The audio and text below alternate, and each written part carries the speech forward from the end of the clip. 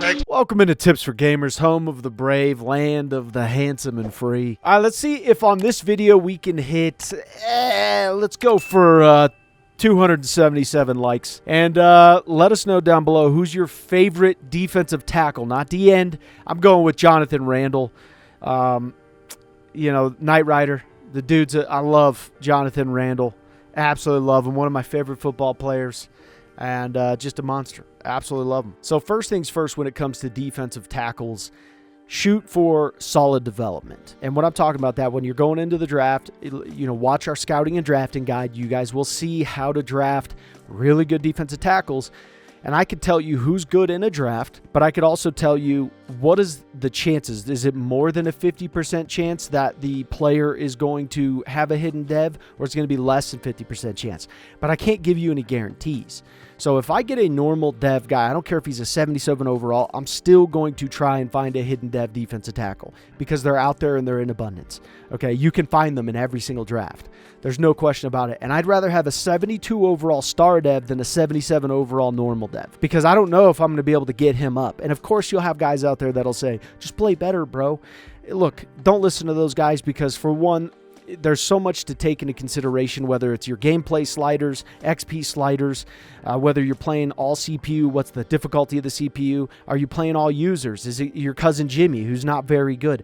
So don't listen to the guys who just say play better because there's so many different circumstances that it just doesn't make sense. And the reason we say this to you guys is because if they're not a star dev or above, and depending on their overall, you know, we'll try to make them work. If it's a 77 overall, we try to make them work and try to boost them up. And if we can't, then we move on. And what we'll do is if we have a really good D-end, we'll move the D-end to the rushing D-tackle spot and then move an outside linebacker to the rushing end spot who can get the job done because I don't want to waste development. Okay, so development is key, and that's why I'm talking about development first before just jumping into which upgrade to do and what have you. So now that we talked about all that, let's talk about the actual upgrades here and what to go over. I am going to think very simplistic with my upgrades. Okay, that's what I do with my defensive tackles. I love to think simplistic as much as I can possibly think, and that is going to be, what are they? The biggest dudes on the field. Okay, so what do you want with the biggest dudes on the field? You want them to be the strongest dudes on the field. To be the strongest dudes on the field, you want to increase the power rushing.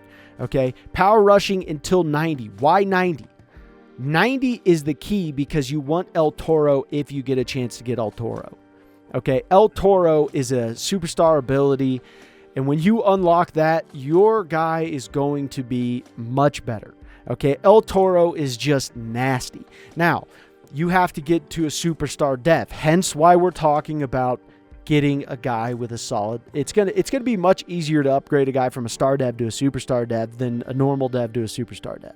Much easier. So even if I have a star dev and I get him up to a 90 overall, I increase the power rush into a 90 overall. I know that, hey, I still have a chance to get him up to a superstar dev. And then guess what's unlocked the minute I get the superstar dev? El Toro. And that's what I want. That's my first thing that I want is El Toro. Look at our superstar abilities too that we show for defensive tackles. So power rusher is what I'm gonna go for. Now you're not gonna get as much speed rusher out of it. But what you're going to do is you're going to get run stopper to start to build up with it as well. You can see run stopper jumped up to 75. Power rusher will take over.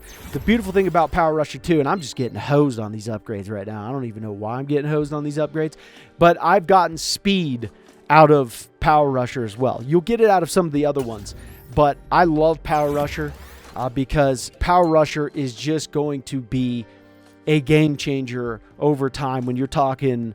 When this guy is 28 years old, not this guy in particular. This guy is just a random guy, but I'm talking about a guy who's 28 years old and you got him as a rookie and he's, you know, really solid and you just keep developing him over time. You're going to notice that power rusher. Now, what do you do after the power rusher? Well, then you can start working on speed rusher, okay? Because you know your run stopper is going to start closing in slightly behind, okay? It's going to start like just following your power rusher ever so slightly. You know, you'll start to gain ahead, but you notice your run stoppers like, oh, there it is off in the horizon. It's coming close. You'll get upgrades.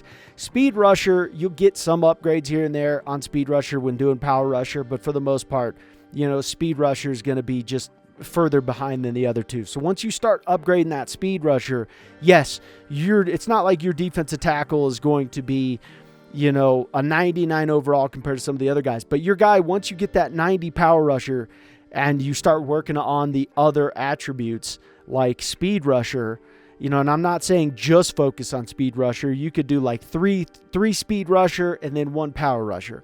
3 speed rusher, 1 power. However you want to do that is up to you. But I definitely want to get the speed rusher over time. I want to start to build that up because I want my defensive tackle to be basically a unicorn in the game. That's what I want. So let's go over our recap here. Shoot for development. Try and strive for good development first. Okay, next up. After that, you want to start working on that power rushing. Keep building that power rushing up. Try to get to the 90 range. Okay, once you hit 90, you know you can get El Toro once he's a superstar. I'm not saying stop doing it completely after that, but then I'm saying you could start modifying going towards speed rusher. That is something you can definitely do. All right, and I'm going to just keep upgrading that power rusher, and then once I hit that magic mark, then what I'm going to do is start incrementing in speed rusher as much as I can increment it in, and you'll still get, like, you look at the power rusher here, I got agility as well. So you're still going to hit certain marks that you would like for the speed rusher. And your run stopper is still going to start to boost up over time as well. As you can see, I'm dead even across the board now. Power rusher, run stopper, speed rusher. So once I start building that up, then I'll start incrementing in that speed rusher. I'm not going to touch run stopper until like at the end, and then I'm like, all right, I'll start, you know, throwing in a run stopper upgrade. But after that, it's up to you guys. Power rusher is the one thing that you want to have first and foremost because those power moves are the most destructive in Madden. That's where you're seeing that guy fling and throw on the ground. You also want to look for, you know, your bull rush moves, certain traits that you want to have for your D tackle as well. Hope you guys enjoyed the video.